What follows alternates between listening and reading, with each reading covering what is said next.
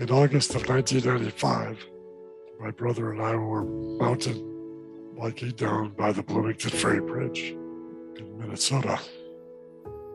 We don't know exactly what happened, but I must have hit a patch of mud or something. My front tire slipped out and I went over the handlebars. I knew as soon as I hit the ground that I had broken my neck. During the time I was laying on the ground, even though I couldn't talk, I could whisper. And my brother and I talked about what the future held for me because I already knew the implications of my accident. The Morton Cure Paralysis Fund started in 1996, the summer after my accident. And I said, don't give the money to me, give it to research.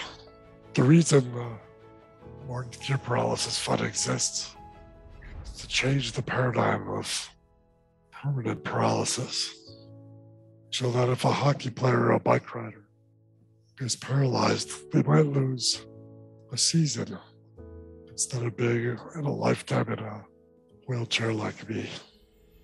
And my sister's a couple years older than I am and never been married, but a tremendous athlete, triathlete, worked for Reebok for many years.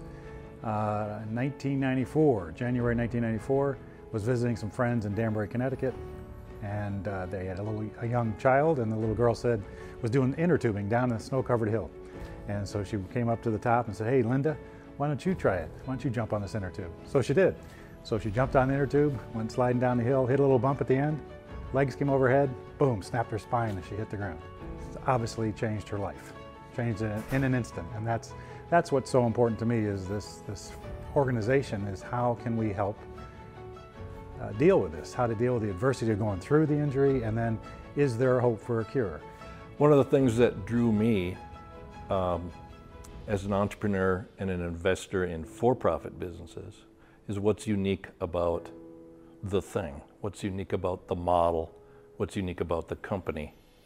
And MCPF has a very unique and interesting way of taking money donated to them and using it to provide what amounts to seed funding for organizations that have an idea to explore cures, but they maybe don't have the idea developed quite well enough to go get the big money from NIH and other organizations.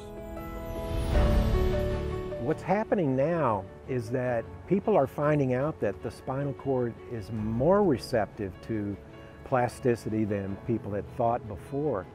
And so there are a lot of projects, and many of these are funded through MCPF, which is what's really great about it. And it's across the world. There's grants that I've reviewed from France, from England, and other places. And what they're doing is figuring out ways to have the brain talk to the spinal cord below the level of the injury. Without this kind of funding mechanism, you're not going to see these types of projects that are actually pushing the envelope.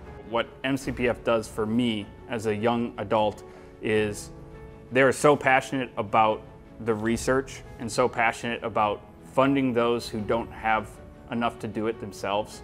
It's that sort of STEM research and that STEM funding, giving a chance to someone who doesn't have one, that speaks really well to me, and I assume my demographic. I think younger people want to cheer for the underdog and support those who really need the support.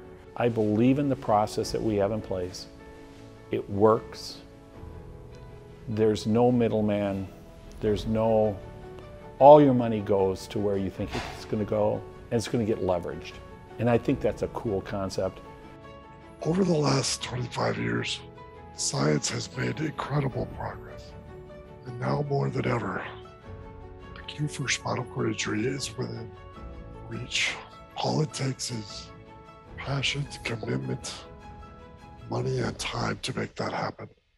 So I thank you for being with us through these last 25 years. I thank you for enabling us to make that progress. And I hope you will stay with us for the home stretch as we approach the goal that all may walk again.